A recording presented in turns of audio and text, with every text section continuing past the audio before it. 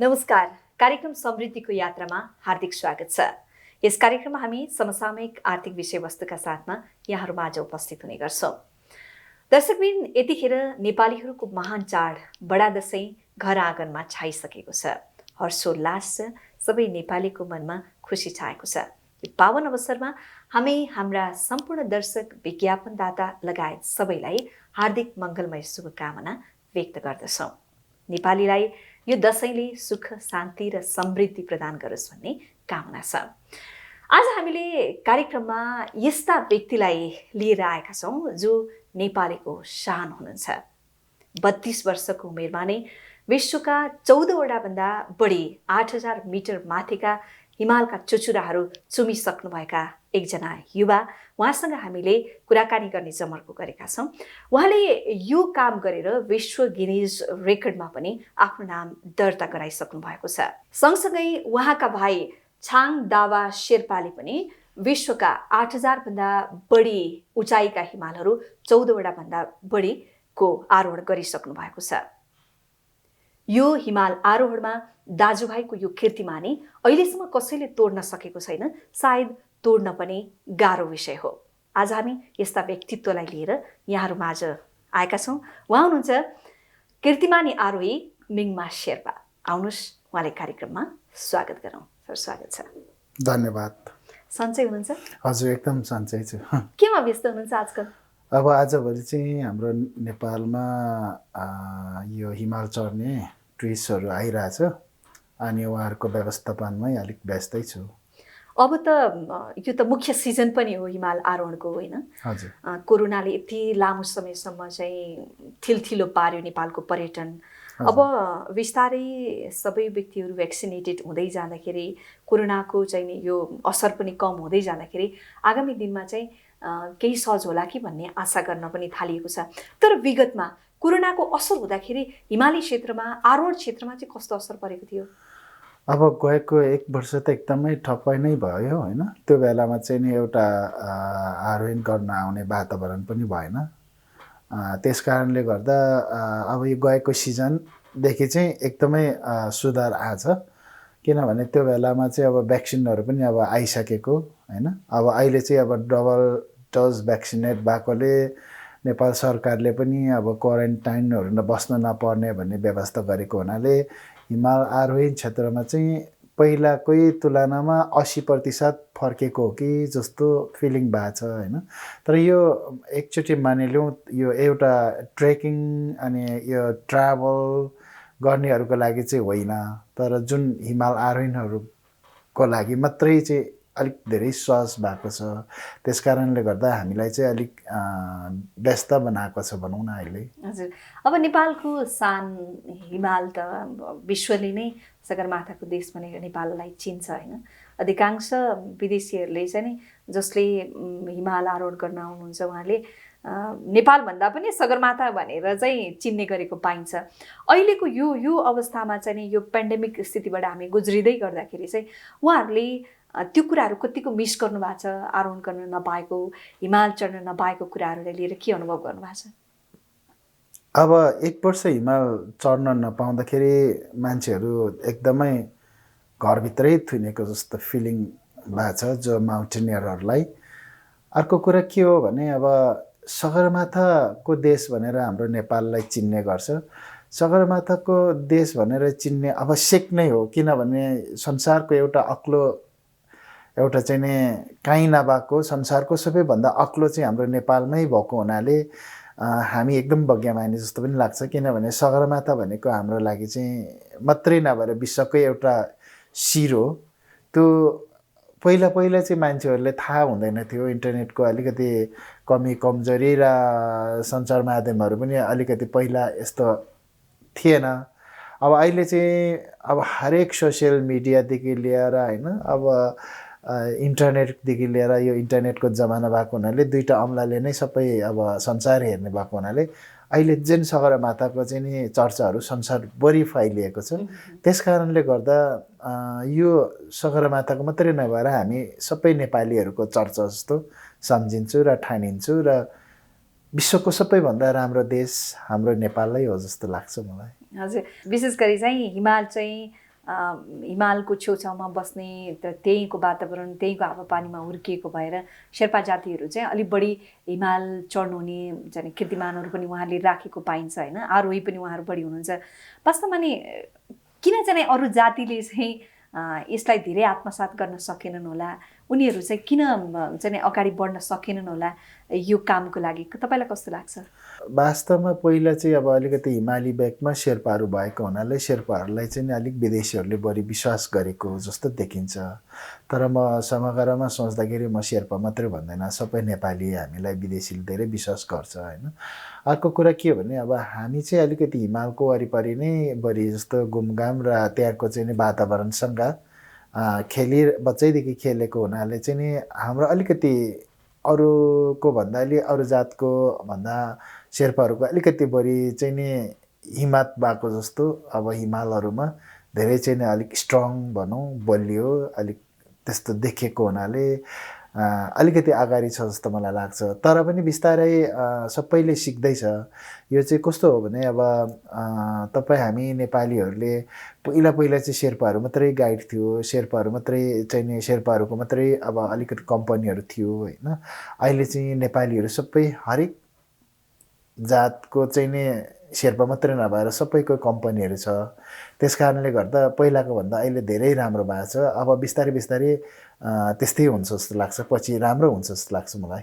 अहिले चाहिँ कस्तो छ अन्य जातिहरूको यो क्षेत्रमा प्रवेश चाहिँ? धेरै छ, पहिलाको तुलनामा जे होस् अहिले शेर्पा भन्दा नि बढी उहाँहरूको चाहिँ नि इन्ट्रेस्ट भएको छ। तर कतिपय सिचुएसनहरूमा चाहिँ कतिपय अवस्थामा चाहिँ यो कामबाट फ्रस्ट्रेट भएर विशेष गरी शेर्पा जातिहरू नै पनि होइन कामबाट पलायन हुँदै गएको छ भन्ने गरिन्छ। किन अन्य जातिहरूको चाहिँ यहाँ वर्चस्व हुन थाल्यो र उहाँहरू आउट हुन खोज्नु भएको कि, अथवा बिस्तारै यो कामबाट चाहिँ अरू नै कामतिर आकर्षित हुनुभयो कि के कारण होला, कि त्यो अवस्था होइन, के छ? अब के छ भने शेर्पाहरू चाहिँ अब एउटा लक्ष्य हुन्छ। हामी चाहिँ अलिकति अशिक्षित नै हुन्छौँ होइन, एउटा एकदम मेहनत भएरै गएको हुन्छ त्यहाँसम्म। अनि त्यहाँसम्म पुग्दाखेरि चाहिँ नि धेरै कीर्तिमानीहरू पनि भइसकेको हुन्छ। अनि नेपाल गभर्मेन्टबाट अहिलेसम्म खासै कीर्तिमानीहरूलाई खासै फेसिलिटीहरू छैन। जस्तै कीर्तिमानीहरू चाहिँ अब आशा जुन उसले गरेको चाहिँ नि आशाहरू हुन्छ, त्यो आशा चाहिँ नेपालमा नपाएको खण्डमा उनीहरू विदेश जानु बाध्यता हुन्छ र विदेशमा चाहिँ अलिक आरोहीहरूलाई चाहिँ अलिक अर्कै सम्मानले हेर्छ। अनि अब जस्तै त्यस कारणले गर्दाखेरि अब शेर्पाहरू धेरै जस्तो आरोही जुन रेकर्ड होल्डरहरू अब सबै धेरै जस्तो अमेरिकामै बस्छ होइन। वास्तवमा के हो भने नेपाल गभर्मेन्टलाई म नराम्रो चाहिँ भन्दिनँ, किनभने उहाँहरूलाई नबुझेको पनि हुनसक्छ। एउटा तेन्जिङ नोर्गे शेर्पाले चाहिँ सगरमाथा चढ्न बित्तिकै इन्डियामा लगेर एउटा दार्जिलिङमा अनि सुविधा सम्पन्न एउटा चाहिँ नि ठाउँहरू बनाएर उहाँको लागि त्यहाँनिर एउटा ठुलो म्युजियम बनाएर राखेको छ। त्यही म्युजियम मार्फत अहिलेसम्म पनि तेन्जिङ नोर्गे स्टेट्स भनेर त्यहाँनिर चाहिँ एकदम राम्रो ठुलो स्कुलहरू खोलेको छ होइन। अनि जति त्यहाँ इन्डियामा चाहिँ नि राम्रो क्लाइम्बरहरूले त्यहीँ राखेर चाहिँ सम्मानका साथ राखिदिएछ। नेपालमा पनि वास्तवमा नेपाल गभर्मेन्टले यो रेकर्ड होल्डरहरूलाई एउटा काठमाडौँमा धेरै गभर्मेन्टहरूको चाहिँ नि जग्गाहरू छ होइन। कुनै एउटा जग्गा भनौँ हाइट होटलको अगाडि त्यत्रो जग्गाहरू छ। अब मलाई चाहिँ के लाग्छ भने मनमा त्यता पुग्दाखेरि गभर्मेन्टले यहाँ चाहिँ एकदम ठुलो बिल्डिङ बनाएर यो आरोहणहरू जो कीर्तिमानीहरू हुन्छ तिनीहरूलाई चाहिँ यहाँ राखेर एउटा फोटो मात्रै नेपालमा आउने विदेशीहरूलाई भेटघाट गर्ने र फोटो मात्रै खिच्ने एउटा चाहिने फोटो सेक्सन बनायो भने चाहिँ कति धेरै राम्रो हुन्छ होला, कति पैसा उठ्छ होला। त्यही पैसाले चाहिँ यो आरोहीहरूको चाहिँ सबै म्यानेजमेन्टहरू पुग्छ होला भनेर म सोच्ने गर्छु होइन। तर अब हाम्रो पहुँच चाहिँ माथिको लेभलको मान्छेसँग त छैन, त्यो कारणले गर्दा माथि त्यो कुरा पनि नभएको हुनसक्छ। त्यस कारणले गर्दा म चाहिँ बिस्तारै त्यहाँसम्म पुग्ने कोसिस चाहिँ गरिरहेको छु। हजुर, यसको मतलब चाहिँ जति पनि हामी हाम्रो मुलुकको सुन्दरता चाहिँ विश्वमा रहेको हिमालप्रतिको शान जति गर्व गर्छौँ तर त्यो लिडरसिपमा पुग्ने व्यक्तिहरूले कहिले पनि त्यो कुरालाई चिनेन। वास्तवमा यो रहेछ है हाम्रो विशेष चिज चाहिँ, हामीले प्रमोसन गर्नुपर्ने चिज, हामीले गर्नुपर्ने काम यो रहेछ नि भन्ने कुरा चाहिँ थाहा पाएन, होइन?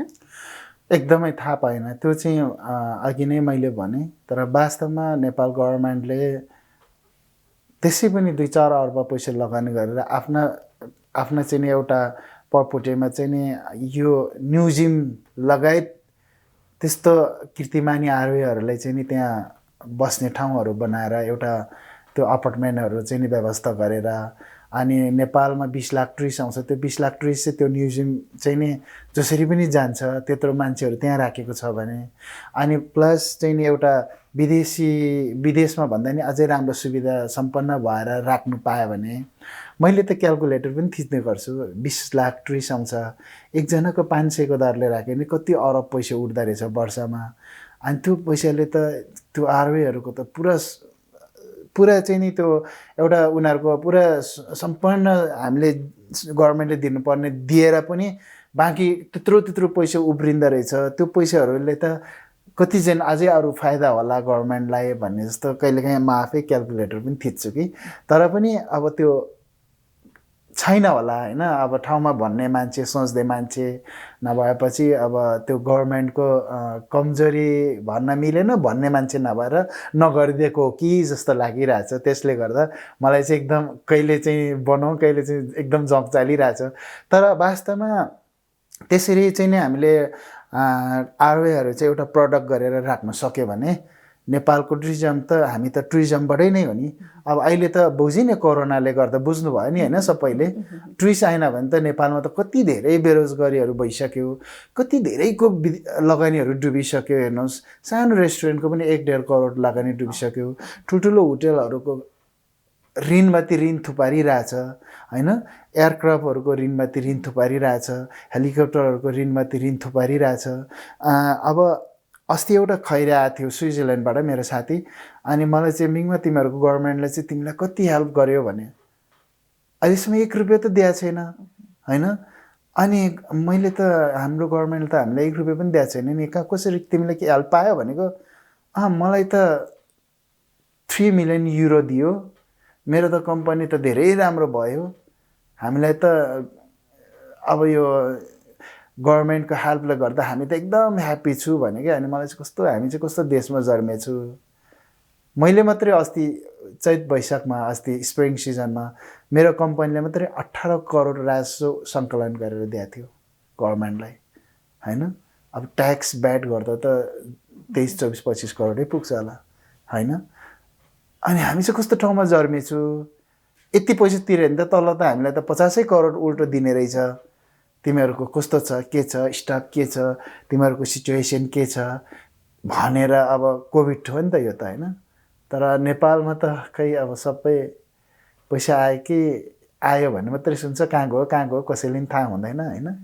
अब त्यो कारणले गर्दा अलिक हाम्रो नेपालमा यो कुराहरूमा चाहिँ धेरै कमजोरी देख्छु। तर हामी मनमा चाहिँ फेरि संसारभन्दा माथि नै छु। कस्तो राम्रो विचार।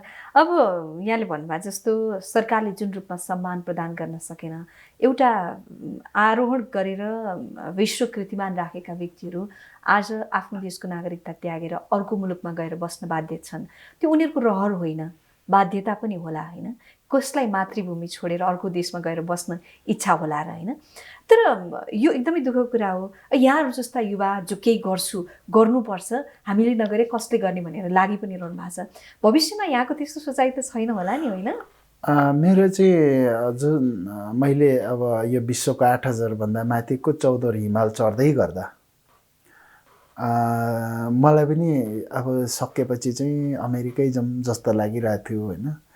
तर मैले त्यहाँ गएको दुःख, त्यहाँ गएको मेरो हरेक पाइलोमा हामी मृत्युसँग लडेर यति धेरै दुःख गरेर यो सबै पहाड चाहिँ नि हामीले चढ्यौँ। अनि मैले के सोचेँ भने मलाई अब अमेरिका गयो भने त मेरो एउटा फ्यामिलीको लागि, मेरो छोरा, मेरो बुढी, मेरो बुवा आमा, अब मेरो दाजुभाइको लागि त राम्रो होला।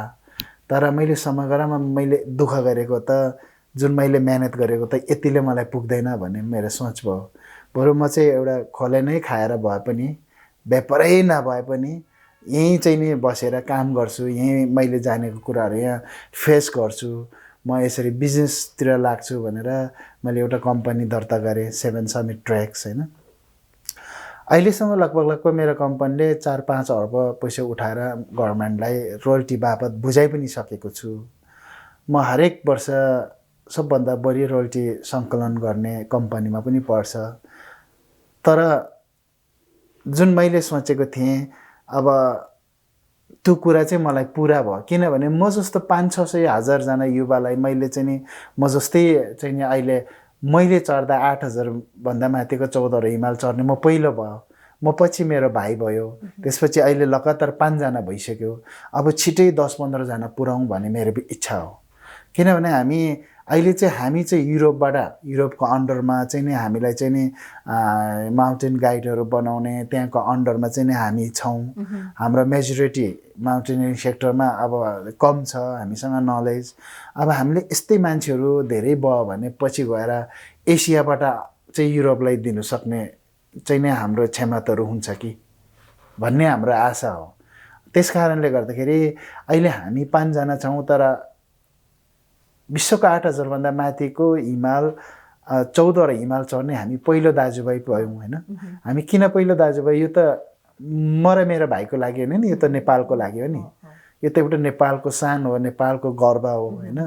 यो त एउटा कहिले पनि कुनै यस्तो धेरै देशले ट्राई गर्यो होइन, कतिले अब लाख डलर स्पोन्सर गरेर ट्राई गर्यो, सकेन होइन। यो आफ्नो ब्याड लकको कुरा पनि हो, कोहीको दाइ मर्यो, कोहीको भाइ मर्यो होइन।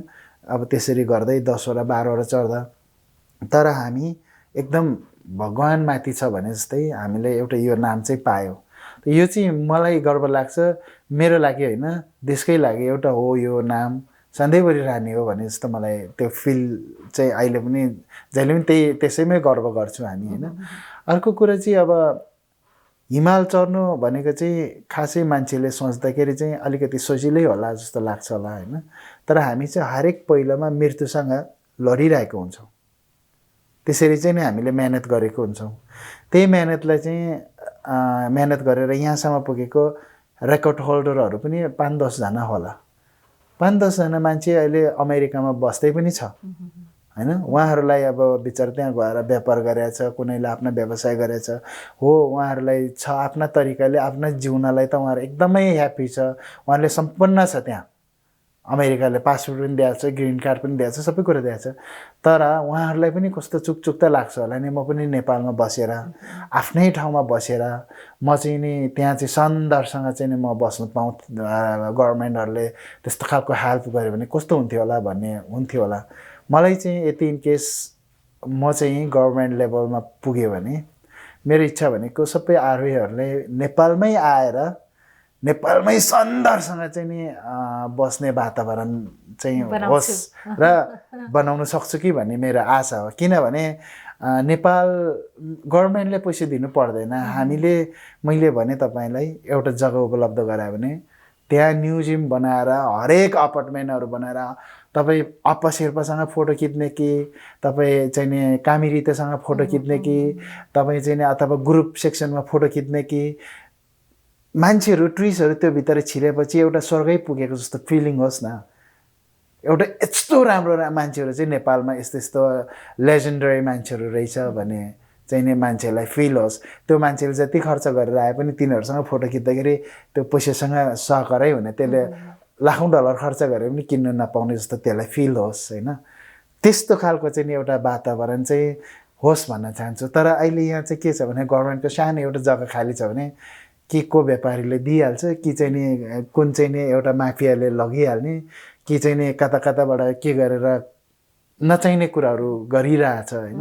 त्यस्तै एउटा बिल्डिङ चाहिँ हामीले काठमाडौँमा बनाउन नसकेको कारणले गर्दा आज हामी संसारको सामु मैले पनि नेपालको बारेमा गफ गर्न त केही पनि छैन, किनभने मसँग त्यस्तो छैन। तर मसँग के गफ गर्नु छ, मसँग सगरमाथा छ, मसँग 8000 भन्दा माथिको 8-9वटा हिमाल छ भनेर सन्दर्भसँग गफ गरेर शिर ठाडो पारेर हिँड्न चाहिँ मसँग छ। हजुर, एकदमै पवित्र भावना, राम्रो सोचाइ, यहाँको सोचाइ पुरा होस्, हाम्रो शुभकामना छ। अब यहाँका सुरुवाती दिनहरूबाट कुरा गरौँ न। वास्तवमा ती दिनहरू कस्ता दिन थिए? यहाँको जन्म, हुर्काई, त्यसपछि हिमाल आरोहणतर्फको झुकाव कसरी सुरुवात भयो? अब मेरो गाउँ चाहिँ सङ्खसभा मकालु गाविस थियो त्यो बेलामा होइन, वार्ड नम्बर 9। त्यहाँ चाहिँ नि अब हामी चाहिँ एउटा किसानी नै हो, बुवा आमा किसानी हुनुहुँदो रहेछ। उहाँहरूले चाहिँ नि गाई पाल्ने, चौँरी पाल्ने, भेडा बाख्रा पाल्ने होइन। अनि म चाहिँ एउटा चौँरी गोठमा जन्मेको रहेछ भनौँ न, गाई गोठमा होइन। अनि आमाले बेलुका लिएर चाहिँ नि घरमा लिएको भनेर पछि मेरो अब मामाहरू, दाइहरू, दिदीहरूले सुनाउँछ। अनि मेरो गाउँमा स्कुल पनि थिएन मेरो पालामा। म हुन त अब मेरो पाला भन्दाखेरि म अहिले 80 वर्षै त पुगेको छैन होइन, म भर्खर अब 42 वर्ष पुगेँ। तर मेरै पालामा त्यही स्कुल छैन भनेपछि यो त धेरै पाहाड हो नि होइन। अनि हामी चाहिँ स्कुल जाने पनि मौका भएन।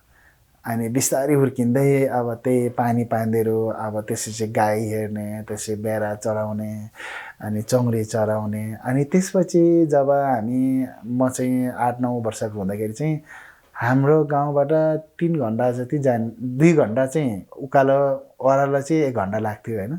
स्कुल थियो त्यहाँ। अनि हामी चाहिँ अब त्यहाँ चाहिँ 5 कक्षासम्म पढ्ने स्कुल रहेछ। अनि बुवाआमाले बिचरा, मेरो बुवाआमाले म दोष दिनै चाहदिनँ, किनभने त्यो बेलाको समय त्यस्तै नै थियो। त्यही पनि बुवाआमाले बिचरा कति मेहनत गरेर पठाउँथ्यो पढ्न। तर पढ्न पुग्ने नै हामीलाई मुस्किल हुन्थ्यो क्या, स्कुल पुग्न र जानलाई। लगभग त्यहाँ 5 कक्षा त पास त गऱ्यो मैले, तर जम्मा 18 महिना स्कुल गएको याद छ मलाई। त्यहाँ चाहिँ अब त्यस्तो टाढो छ, 6 महिना वर्षमा 6 महिना स्कुल जान्थ्यो होइन। बर्खामा जानै नसकिने, किनभने पुरै पानीहरू ठुलो, भारी पहिरो चल्ने। अनि त्यस्तोबाट हुर्किँदै हामी चाहिँ अब म चाहिँ एउटा चौँरी नै भरि प्राथमिक त म चौँरी गोठमै बस्थ्यो। अनि हामीले चाहिँ रेडियो नेपालबाट समाचारहरू सुन्थ्यो क्या बिहान एउटा 7 बजीतिर होइन। अनि त्यो बेलामा चाहिँ फल्ना शेर्पाले हिमाल चढ्यो, फल्ना चाहिँ नि कुइरेले हिमाल चढ्यो, फल्ना अमेरिकाले सगरमाथा चढ्यो भन्ने न्युजहरू आउँदा चाहिँ हामीलाई कस्तो गर्व लाग्थ्यो कि अब हामीले पनि गर्न पाए कस्तो हुन्थ्यो होला भनेर होइन। तर आफू चाहिँ खाली खुट्टा चौँरीको दुध दुहिरहेको हुन्थ्यो होइन। तर सोच एकदम ठुलो हुन्थ्यो नि त। अनि तर त्यो पाउनु नि एकदम गाह्रो थियो होइन। त्यसपछि बिस्तारै हामी बरियाबाट स्टार्ट गऱ्यो।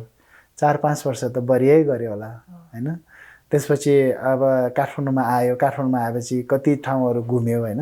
घुम्दा अब हामीले सिधा त्यो चढ्ने त परै छोडिदिउँ, हामी त त्यो बारी बोक्नमा पनि नाम लेख्न, ओहो नाम छुट्छ कि भनेर कति डर हुन्थ्यो कि। त्यो बारी अब हुन्छ नि 30 किलो, 40 किलो, 50 किलो त्यो बोक्नलाई पनि नाम लेख्नु पर्थ्यो कि। त्यहाँ नाम छुट्छ कि भनेर कस्तो कति पीडा हुन्थ्यो होइन।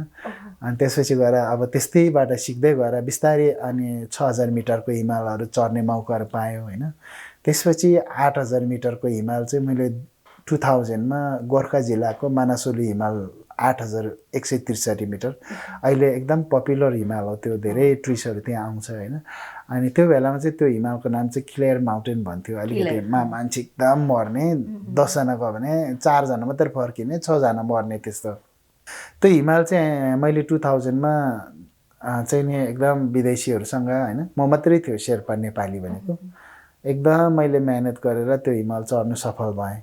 अब मेरो त त्यो फर्स्ट एन्ड लास्ट चान्स त्यही थियो। अब मैले गरेर चढ्यो, मैले कन्टिन्यू पाउने भयो कामहरू, अब मान्छेले पताउने भयो।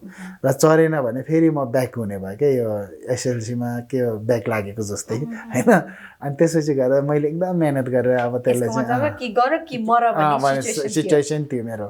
तर मैले गरेँ, मलाई एउटा भगवान्को कृपाले साथ पनि दियो होइन। त्यतिसम्म पनि मलाई यो 8000 भन्दा माथिको हिमाल 14 छ भन्ने कुरा केही पनि थाहै थिएन होइन। मनासोलु त चढ्यो होइन, अब 8000 भन्दा माथिको 14 हिमाल छ भने थाहा थिएन। अनि त्यहाँ चाहिँ धेरै विदेशीहरू, मैले 8000बाटको 6वटा चढिसकेँ, 8000 मिटरको 8वटा चढिसकेँ भन्ने विदेशीहरू टन्नै त्यहाँ थियो। अनि तिनीहरूको कुरा सुन्दाखेरि मलाई नि कता कता ओहो नेपालको त कोही पनि छैन चढेको। अब तेन्जिङ नोर्गे र एडमन्ड हिलारीले चढेकै 60 वर्ष पुगिसक्यो, 50 वर्ष पुगिसक्यो, नेपाली चाहिँ किन नचढेको होला भने कि। अब त्यसपछि मलाई नि एकदम जाँगर चल्यो, ल मनासोलु चढ्यो। त्यसपछि गएर त्यो मनासोलुमा जुन मैले देखाएको मेहनत त्यो विदेशीहरूले त सबैले देखे नि त। अर्को सिजनदेखि त मलाई मिङमा कहाँ हो मसँग जाउँ भन्छ, अर्कोले मिङमा कहाँ हो मसँग जाउँ भन्छ होइन। अनि मलाई त्यसै तानातान जस्तो भयो कि होइन। अनि फेरि म कस्तो लक्की भने जोसँग गयो भने समिट चाहिँ पुगिहाल्ने होइन। जुन हिमाल गयो भने समिट पुग्ने, नत्र हिमालमा त्यही मानसोले मात्रै 8 चोटि आएको मान्छेहरू थियो त्यो बेलामा। 8 चोटिसम्म पनि चढ्न नसकेर मसँग गरेर चढ्यो। त्यस्तै गर्दै अब त्यहाँबाट त्यस्तै वातावरण पनि राम्रो मिल्यो होइन। त्यसरी नै अब हिमालहरू पनि कति छ भन्ने कुरो पनि थाहा पायो। अनि कति विदेशीहरूको बुकमा हामी शेर्पाहरूको नाम चाहिँ पढेर लेखेको पनि पाएँ। अनि त्यो लेख्दाखेरि चाहिँ मलाई कस्तो रगतै तताएर आउने क्या, पुरा चाहिँ नि हुन्छ नि एउटा त्यस्तो गर्ने। अनि हामी चाहिँ जहिले पटर होइन। अनि मैले चाहिँ के सोध्थेँ भने पाक्न अब यो चाहिँ म यो पटर भन्ने चिज चाहिँ हटाउँछु। हामी डोरी टाङ्ने, हामीले डोरी बोक्ने, हामीले खाना बोक्ने, टेन्ट बोक्ने, टाङ्ने, अनि हाम्रै नाम चाहिँ पटर। अब जो मान्छे हामीले गरेको कामको पछि पछि हिँड्छ उसको नाम चाहिँ क्लाइम, यो कर्तव्य हुनु सक्दैन नि होइन। अनि मैले त्यसपछि गएर जुन मैले नेपाल गभर्मेन्टले पनि सर्टिफिकेट चाहिँ एल्टिट्युड पटरै भनेर दिँदो रहेछ त्यसमा होइन।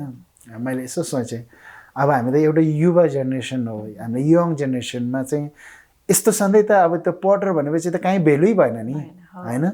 अनि मैले जुन मेरो कम्पनी 7 समिट ट्रेक्स भनेर दर्ता गरेँ, जुन त्यो कम्पनीबाट एक्सपेडिसन सुरु भयो त्यहाँ चाहिँ मैले के परिवर्तन गरिदिएँ भने क्लाइम्बिङ गाइड भनेर परिवर्तन गरिदिएँ। अब अहिले हाम्रो सबै केटाहरूको चाहिँ नि हाम्रो मान्छेहरूको सर्टिफिकेटमा क्लाइम्बिङ गाइड छ। क्लाइम्बिङ गाइड भन्नु बित्तिकै विदेशमा त्यो सर्टिफिकेट देखाउनु बित्तिकै कति सान होइन, कति शानदार। अब हो रेक्सपेक्ट यति क्यामेरा लिएर आउँछ, फोटो खिच्न यताउता। अनि पटर भनेको देखाउँदा कि इमिग्रेसनमा पनि यो त एकदम लो लेभलको जस्तो भयो। त्यो पनि एक किसिमले गभर्मेन्टलाई थाहा नभएको हुनसक्छ। अनि हामीले त्यसरी परिवर्तन गर्दै ल्यायो भने अब कुनै दिन यहाँ काठमाडौँमा एकदम शानदार एउटा अपार्टमेन्ट, न्यू जिम भएको होइन, चाहिँ नि संसारबाट आएको मान्छेहरू चाहिँ एकचोटि त्यहाँ नपुगी नहुने खालको इम्पोर्टेन्ट त्यस्तो खालको चाहिँ नि वातावरण चाहिँ बनाउन सक्छु भने चाहिँ मलाई नि आँट चाहिँ आइरहेछ।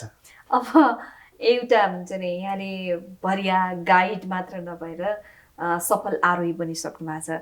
अझै चाहिँ नि मैले मेरो काममा चाहिँ नि पुगेको छैन, मैले केही गर्छु भनेर अब आफै नेतृत्वमा पुग्नुपर्ने हो कि क्या हो भनेर राजनीतिक दलमा जाने प्रवेश पनि गर्नुभएको छ।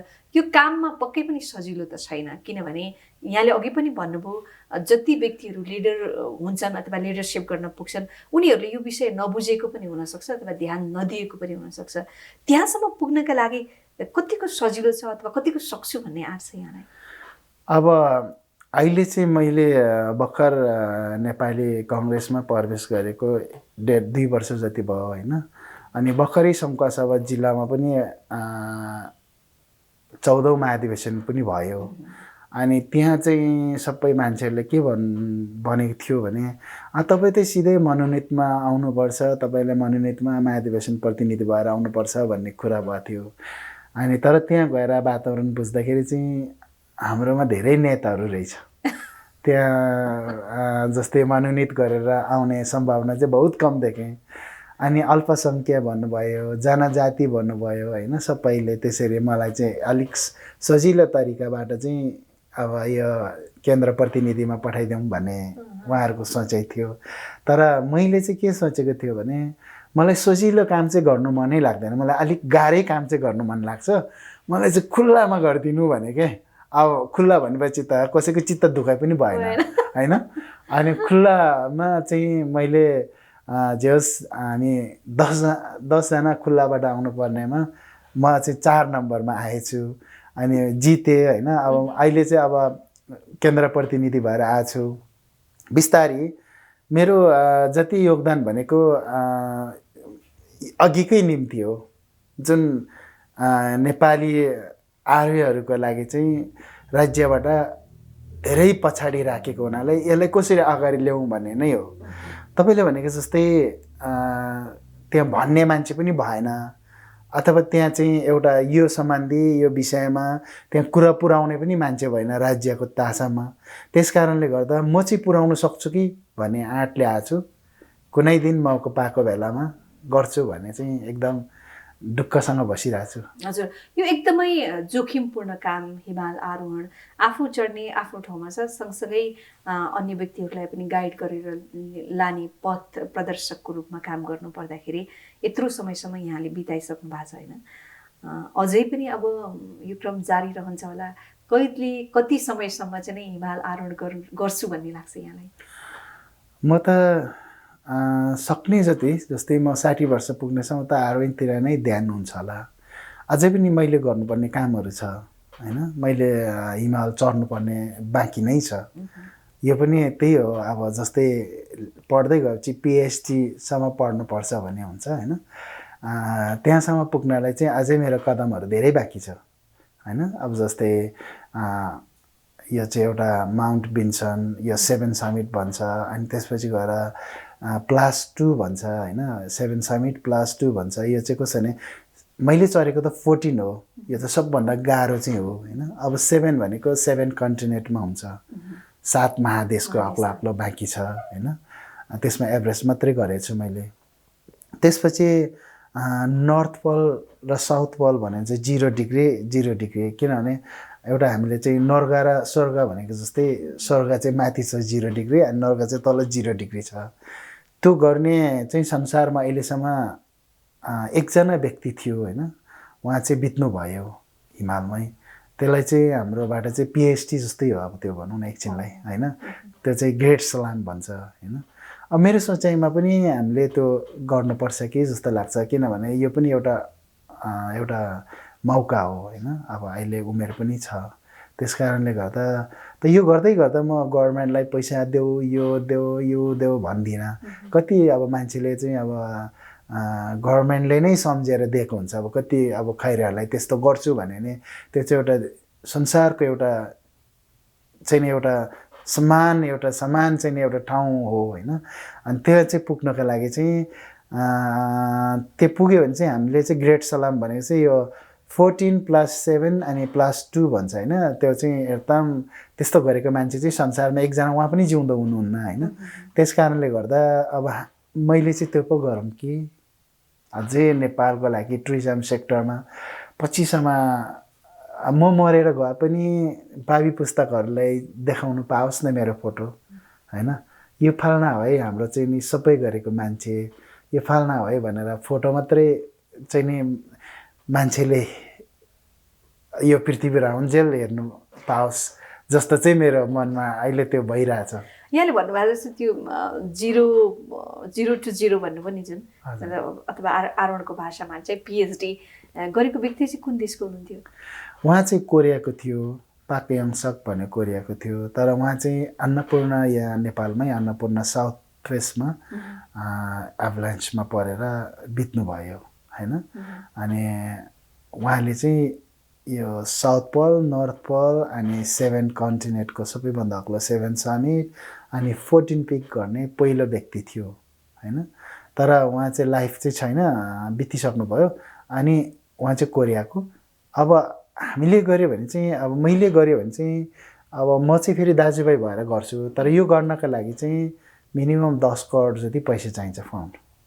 किनभने यहाँबाट साउथ पोल गर्नका लागि एकजना बराबर 1,50,00,000 जति पैसा लाग्छ त्यो साउथ पोल गर्नलाई मात्रै।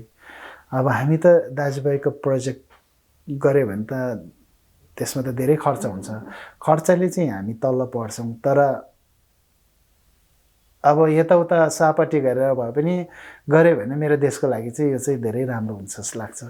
दिनदिनै नयाँ रेकर्ड कसरी कायम गर्ने, कसरी काम गर्ने, हिमाल आरोहण कसरी चाहिँ नयाँ तरिकाबाट गर्ने, कसरी मान्छेहरूलाई चाहिँ आरोहण गराउने भनेर अनेक उपायहरू सोचिरहनु भएको छ। यो क्षेत्रलाई अझ बढी संसारमा चिनाउनका लागि के कस्ता प्रयासहरू गर्न सकिन्छ भनेर पनि रात दिन सोचिरहनु भएको छ। आफैमा एकदमै रिस्क, एकदमै महत्त्वपूर्ण काममा हुनुहुन्छ। परिवारले दुःख मान्दैन? आज भन्यो भोलि, भोलि भन्यो पर्सि, नयाँ चाहिँ यो काम गर्छु, यो हिमाल चढ्छु, यो गर्छु भनेर दिनदिनैका यी योजनाहरू सुन्दाखेरि परिवारले अब त नगरे हुन्थ्यो भन्दैन? परिवारले त अब त गर्दै नगर्नै भनिसक्यो होइन। तर पनि मैले अब परिवारको कुरालाई पनि एक ठाउँमा सम्हालेर मैले देशको लागि भए पनि गर्नुपर्छ भन्ने मेरो चिन्ता हो। किन मैले अघि तपाईँलाई भनिहालेँ, भोलि पर्सि त्यो फोटो चाहिँ अमेरिकाको मान्छे हो भनेर देखाउनु र नेपालमै आएर नेपाली हो यो भनेर त्यो हेर्नुमा आकाश पातल फरक पर्छ। त्यस कारणले गर्दा मेरो परिवारलाई पनि सम्झाइ बुझाइ गरेर मैले राज्यको लागि देशको लागि त्यो कामहरू चाहिँ गर्नुपर्छ नै जस्तो देखिन्छ अब अहिले। किनभने भविष्य भनेको चाहिँ एउटा त्यस्तो कुराहरूबाट पनि हामी वञ्चित नहोस् भन्ने मेरो चिन्ता हो। किनकि नेपालमा एउटा म्युजियम भएर त्यो म्युजियमभित्र चाहिँ नि यो फलाना अमेरिका हो, अमेरिकाको चाहिँ नि मान्छे हो, यस्तो यस्तो गरेको भनेर देखाउनु र यो फलाना शेर्पा हो, नेपालको हो, नेपाली हो भनेर देखाउनुमा त्यो चाहिँ 0 देखि 100 सम्मकै आकाश पातल फरक पर्ने हुनाले मलाई त्यस्तोहरू चाहिँ सकेसम्म हाम्रै कब्जामा होस् भन्ने चिन्ता हो।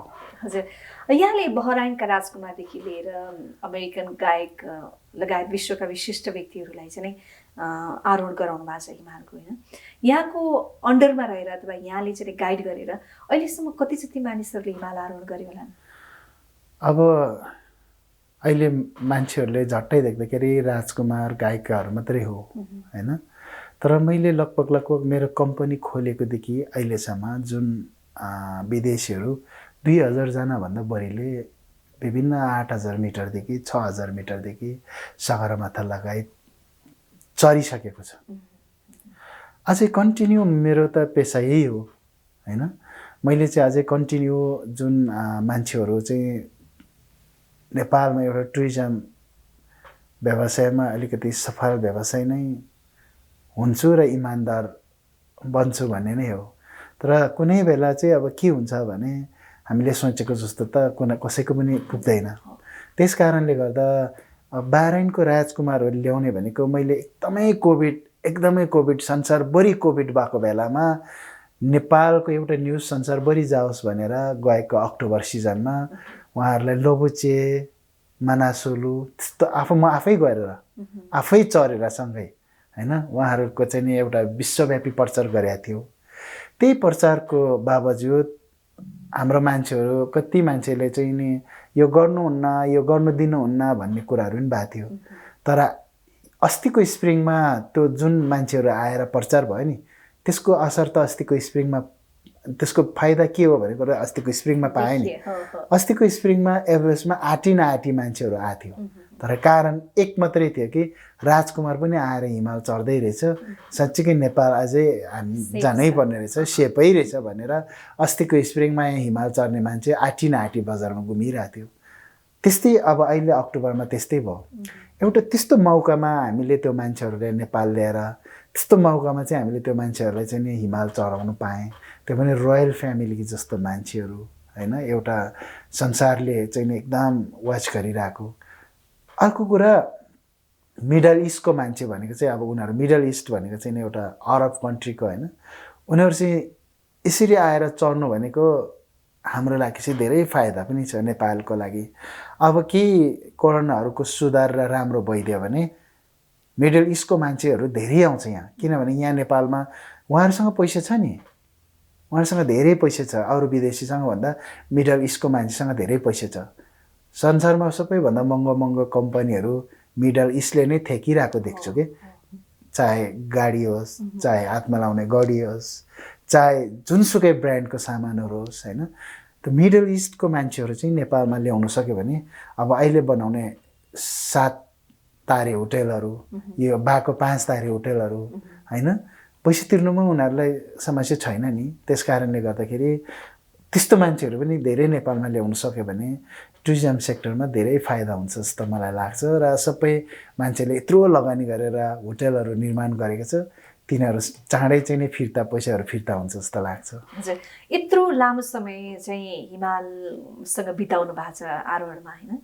कति रमाइला कुरा होलान्, कति दुःखका कुरा होलान्। यो समयमा एउटा रमाइलो क्षण चाहिँ हामीलाई पनि सेयर गरिदिनुहोस् न हाम्रो दर्शकहरूको लागि।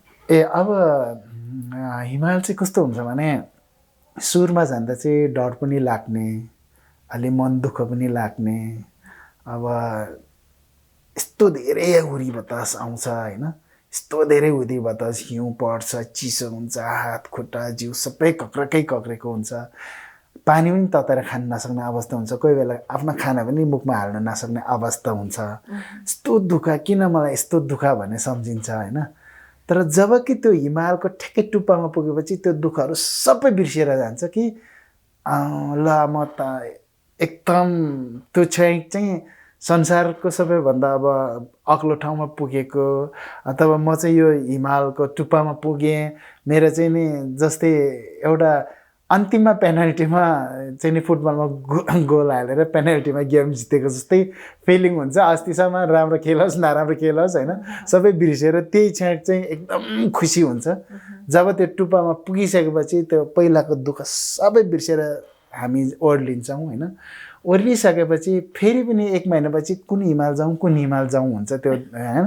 फेरि सुरुवातमा फेरि दुःखै पाउँछ होइन, दुःखै पाउँछ। जब फेरि टुप्पामा पुगेपछि त्यस्तो खुसी चाहिँ हामीले कसैबाट पनि पाउन सक्दैन के। त्यस्तो खालको चाहिँ नि खुसी मनलाई दिन्छ। त्यो नै हिमालको एउटा बानी नराम्रो छ, मान्छे तान्ने होइन, दुःख दिने अनि फेरि भरे खुसी बनाएर फर्काइदिने। त्यो चाहिँ एकदमै जे होस् हिमालबाट हामीले एनर्जेटिक पाउने। तपाईँले सम्झिने एकछिनलाई, तपाईँ मेरा पिक आइल्यान्ड पिक भन्ने छ होइन, 6000 मिटरको हिमाल। तपाईँ यहाँबाट जाँदा चाहिँ म के होला बाटोमा केही पो हुन्छ कि भन्छ, तर बाटोमा जाँदा तपाईँलाई हिउँले पनि कुटेको हुन्छ, पानीले पनि पिटेको हुन्छ, तपाईँ खरपसमा पनि छिरेको हुन्छ, ठुल्ठुलो हिउँको डिक्काहरू पनि तपाईँ अगाडि लडिरहेको देख्नुहुन्छ। तर जब तपाईँ टुप्पामा पुगेपछि त्यो सबै बिर्सिएर जान्छ। फेरि पनि म अर्को कुन चाहिँ हिमाल जाऊँ जस्तो लाग्छ, त्यस्तै एनर्जी दिन्छ। हजुर, अब यी हाम्रा सुखद पक्ष हिमाल चढ्दाखेरिका भए आफ्नो ठाउँमा होइन, तर दुःखको कुरा अर्को के छ भने यत्रो हाम्रो गौरव, हाम्रा शान हिमालहरू पछिल्लो समयमा काला पत्थरमा परिणत हुँदै गएका छन्। यो जलवायु परिवर्तनको असर भन्ने गरिन्छ सामान्यतया, वास्तवमा त्यो मात्र हो कि अरू पनि कारण छ? मैले त के सोच्दै गरेको छु भने एक दिन त पृथ्वी नै ध्वस्त हुन्छ भनेर वैज्ञानिकहरूले भनिरहँदा बिस्तारै बिस्तारै त खिइ नै हाल्छ नि। अब खोला नाला बगिरहेछ भने ढुङ्गा त हरेक वर्षमा थोरै थोरै खियाएर चाहिँ नि यत्रो खाल्टो बनाएर लगिन्छ भने पृथ्वी नै ध्वस्त हुन्छ भने कालो पत्थर मात्रै परिणत हुनुमा खासै ठुलो कुरा देख्दिनँ।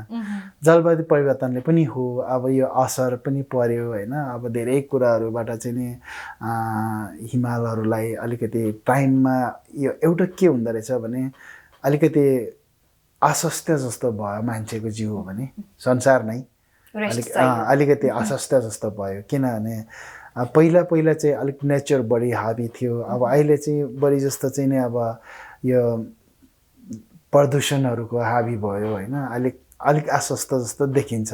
तर यो एउटा रुल्स नै होला जस्तो लाग्छ, किनकि बिस्तारै बिस्तारै पृथ्वी नै नरहने जस्तो टाइपको चाहिँ नि भनौँ न हजारौँ लाखौँ वर्षपछि अर्कै परिवर्तन हुने हो कि। समुद्रमा पनि पानीहरू सुक्दैछ भन्छ, फेरि माथि पनि अब हिउँहरू अब अलिकति कम पर्न थालेको छ अहिले। त्यस कारणले गर्दाखेरि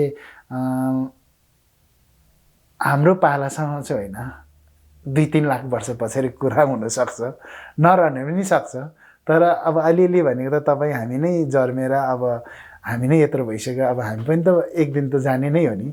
सबैको आयु त हुन्छ जस्तो लाग्छ मलाई। हजुर, यहाँले भन्नुभएको जस्तो यो लगातारको हिमाल चढाइ होइन, अथवा लगातारको काम गराइ, अथवा त्यो हिमाललाई पनि त अथवा त्यो बाटोलाई पनि त अलिकति रेस्ट चाहिन्छ होला। यो प्रदूषण बढ्दो अनि त्यसपछि जलवायु परिवर्तनका कारण देखिएका असरहरूले गर्दाखेरि केही समय चाहिँ हिमाल आरोहणमा चाहिँ रोक लगाएर त्यहाँ भएको विभिन्न फोहोरहरू चाहिँ राम्रोसँग व्यवस्थापन गर्ने अनि त्यसलाई अझ क्लियर गर्न चाहिँ सक्दैनौँ हामी? त्यो हामीले रोक्दा पनि त्यही हो, नरोक्दा पनि त्यही हो। किनभने त्यो त एउटा त्यो त हामीले हिमाल चढ्नु रोक्यो भनेर त्यहाँ हिमाल सफा हुने पनि होइन, हिमाल चढ्नु रोक्यो भनेर त्यहाँ वातावरण राम्रो हुने पनि होइन। यो त विश्वभरिबाट संसारबाट नै एउटा प्रदूषण आएछ क्या। हामीले हिमाल चढ्दाखेरि त्यो खासै त्यो हिमाल चढ्दा बाटै रोक्दा राम्रो हुन्छ भने चाहिँ होइन। तर मान्छेहरूले गरेको फोहोरका कारण त्यो हिउँलाई असर गरेको अहिले त्यस्तो फोहोर पनि छैन, अहिले छैन। पहिला होला, अहिले छैन। त्यो फोहोर पनि सबै मान्छेहरूले अहिले झारिसकेको छ, त्यहाँ फोहोर पनि छैन। त्यो मान्छे गएर त्यहाँनिर गएर त्यो हिमालमा असर परेको चाहिँ बिल्कुलै एक गलत कुरा हुन्छ। तर प्रदूषण चाहिँ छ नि हामीसँग नजिकै, अब संसार त हो सबै हावाबाट सर्कुलर हुने हो।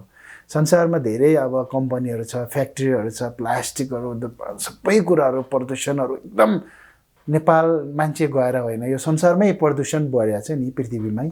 त्यही प्रदूषणले गर्दा त्यो चेन्ज भनेको नेपालमा मात्रै होइन, संसारभरि नै चेन्ज भइरहेछ। हामीले यसरी बुझ्नुपर्छ। सगरमाथामा मान्छे 2 वर्ष नचरेर पुरै चेन्ज हुन्छ भने चाहिँ गलत हो होइन। बरु गए जेन राम्रो हुन्छ जस्तो लाग्छ मलाई, किनभने जाँदै पछि नयाँ नयाँ केही चिजहरू भेटिन्छ, सरसफाइ हुन्छ होइन। अनि मान्छेहरू अब भनौँ न एउटा कुरा मान्छेले थाहा पनि हुन्छ, किनभने पोहोरमा आउँदा यस्तो थियो, अहिले यस्तो चेन्ज भएछ, अर्को वर्ष कस्तो हुन्छ होला भन्ने एउटा मान्छेले पनि, हामी शेर्पाहरूले पनि हेरिरहेको हुन्छ कि। तर वास्तवमा चेन्ज त नेपालमा मात्रै होइन, संसारको ग्लासियर नै चेन्ज भएको छ, प्रदूषणले नै हो यो चाहिँ अलिअलि। तर मलाई जहाँसम्म लाग्छ एउटा मान्छेको जीवनमा एउटा आयु हुन्छ नि, कुनै दिन पृथ्वी पनि मर्न सक्छ भने त्यस्तै टाइपको बिस्तारै त्यसलाई चाहिँ नि अब सुरुवात त गर्नु पऱ्यो नि भने जस्तै देखिन्छ होइन।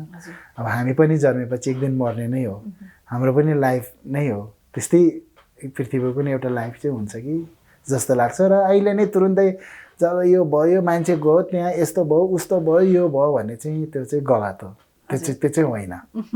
यहाँले जुन रूपमा आफ्नो एउटा लक्ष्य बनाउनु भएको छ, संसारका अग्ला हिमालहरूको आरोहण गर्ने होइन, केही समय अघि मात्र पनि पाकिस्तानको K2 हिमाल आरोहण गर्नुभएको थियो यहाँहरूको एउटा ग्रुपले। वास्तवमा नेपालमा भएका हाम्रा हिमालहरू र अन्य मुलुकका हिमालहरूमा चाहिँ यो आरोहण कतिको फरक रहेछ, के पाउनुभयो?